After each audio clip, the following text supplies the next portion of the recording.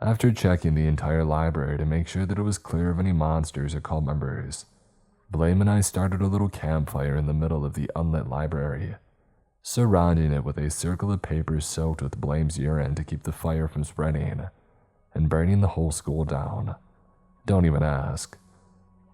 The library always had an electricity problem before the whole lockdown happened, so besides our flashlights and campfire, there was nothing to really light the area up. "Hey Marlow, tell us one of your Afghan stories," Armin asked, as we all sat around the campfire. "Nah," he replied. "I got something better. Don't tell this to anyone, this is classified. When I was much younger, I was flying overseas on a classified mission in the Antarctic Ocean when I crashed. But I didn't crash into any normal place.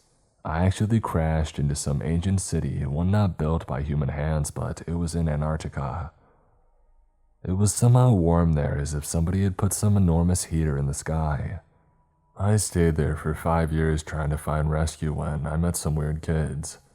I mean, these kids had superpowers. I mean, one of them, Doug, could move things with his mind, like that 11 girl.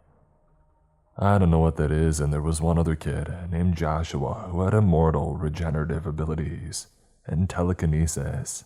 I thought it was BS until they showed me. There were also strange monsters in that city too. Nothing like the drones though, they were like giant masses of tentacles and eyes, it's weird stuff. There was also one guy, George, who was some super deity in human form protecting Joshua, who had brought the kids to Antarctica to escape this god named Hastur.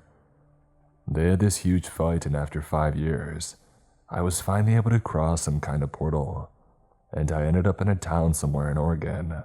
Those kids also came back, but they were only gone for a few days, maybe a week even. As a token of thanks for protecting those kids, George gave me this. Marlow pulled a necklace out of his pocket, which was actually his military dog tag, which read, Marlow Jones, U.S. Marine and Air Force pilot. But the strange thing was, the dog tag glowed blue, the light emanating from it, giving it a cool look. "No way, is that real?" "Yeah," Marlow said. "That George guy had superpowers, and he said that he was some kind of alien deity from another plane of existence." After Marlow's allegedly true story, we put out the fire and then went to sleep. I woke up when I heard Blame yell, "What the heck, dog?" I stood up. The library was mostly dark except for about a dozen people surrounding us holding torches. Our group backed into a wall. One man stepped out who was, of course, Lawrence. "Good evening, gentlemen," he turned to Buck. "And ladies. I understand our last meeting didn't end up in the way that I would have liked, so do refrain from any resistance." I noticed that one of the cult members, Ryan, had a duffel bag filled with our weapons. If we could get to those, we could blast and fight the heck out of the situation, but 3 of the kids had guns. "So, what the heck do you want?" Marlow asked. "You little craps have been messing up my plan ever since I got in this place, so we're going to end that today. The Order is officially sacrificing these wrongdoers to the Great King." "It's this cult BS again," I whispered to Blame. "Fine," Marlow said, exasperated. "You win, you can sacrifice us to your cult stuff." My jaw dropped, but in the dimly lit library, I saw Marlow wink at me and grin. Marlow was one of the most tough and crafty people that I had ever known, and if what he said about being trapped in an ancient alien city full of monsters, then this wouldn't faze him. Lawrence was too stupid either, so he wasn't going to make any moves until Marlow was completely tied up, since he was the main threat. 2 of the cultists began to tie Marlow's hands together with rope, but just before they could tighten the knot, Marlow suddenly jumped free, grabbed a nearby pencil and stabbed one of the cultists with it like he was John Wick. The closest cultist with a gun shot at Marlow, but he turned and used the other kid as a human body shield. He threw the body to the bulk of the cult, knocking them over. Ryan tried to throw a right hook at Marlow, but ended up flying across the room like a football at the Super Bowl. smashing his head on the bookshelves. One of the cultists grabbed my hair and tried to wipe a knife blade against my throat, but I elbowed him in the stomach, then stabbed him in the shoulder with his own knife. While the rest of the class were fighting off the cult, I jumped for the duffel bag filled with the guns and snagged it. The cult, once they had realized how overpowered they were, ran off like babies. Yeah, and stay away. Once we had all calmed down and regained our senses, we all packed our stuff up and continued our 2-day trek through the school. Because as Marlow put it, good soldiers never quit.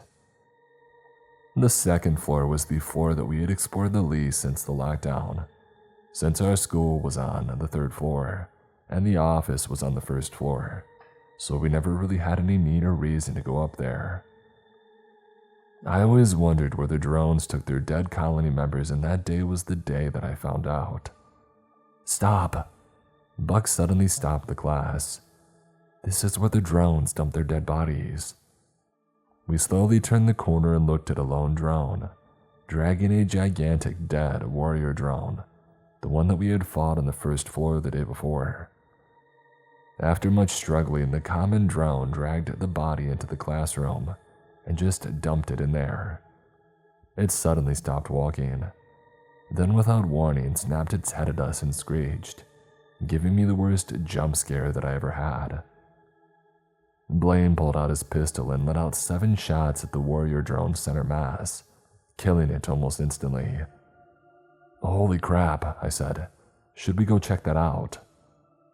The team walked towards the classroom and I looked inside the open door, then caught whiff of the worst smell that I had ever smelled in my 15-year life. Dog, Blaine yelled. The heck is that? My God, that smells awful. Inside the classroom was an enormous pile of dead drones, of all shapes and sizes, that our group had single-handedly killed. I guess I had improperly calculated the sheer amount of drones that I had killed over the 4 to 5 day ratio of the lockdown, because there had to be at least 30-something of them in there, all filling the classroom to the brim. They were all in different states of decomposition. Some were mere skeletons with rotting flesh, and some looked like they had been killed hours ago. Holy crap, Marlow exclaimed. I didn't know we killed this much. This is where the drones dump the dead bodies, Buck said.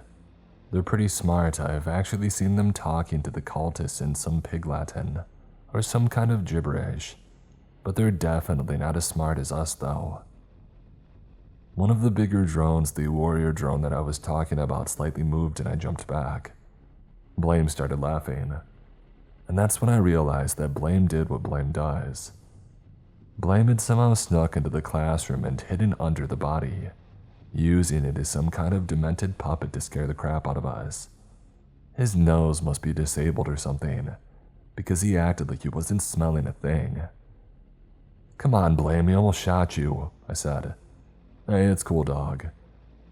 We continued on, going around all the hallways, doing what we had come out here to do. I thought about the last time that I had heard from the outside world. The time when I got news from my Uncle Roger a few weeks ago. Apparently Uncle Roger, who was a marine biologist living in a seaside town, was researching some weird decapitated sea monster found at the seafloor. That was the last time that I heard from him, so I guess he was pretty busy. From what I knew, Blame's parents were drunk all the time, so he could do whatever he wanted to do whenever. After searching through most of the 2nd floor, we had one more place to check, the staff lounge. I slowly slid the door open and instantly jumped back, remembering the mistake that I had made the previous day. What the? I mumbled. The place was mostly empty except for a few overturned furniture pieces and an old sofa. A coffee machine from the 80s lay at the table. Where do we check first? Armin asked. Wherever the F you think is best, Marlow said. I need a beer. The staff lounge, in the worst way possible for the situation, was pretty big with 3 rooms connecting to the main lounge. While Marlow searched for that well-needed cold one in the midi-fridge, I walked into one of the rooms and instantly fell through, because the ground in that room was either very weak or there was a hole, but I fell through anyway.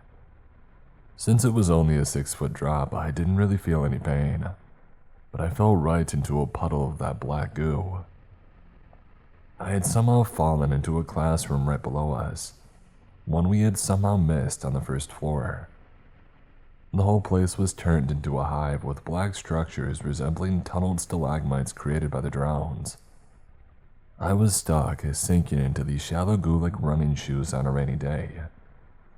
As soon as I fell in, I heard a fast burst of movement, as several or more creatures slid out from the goo,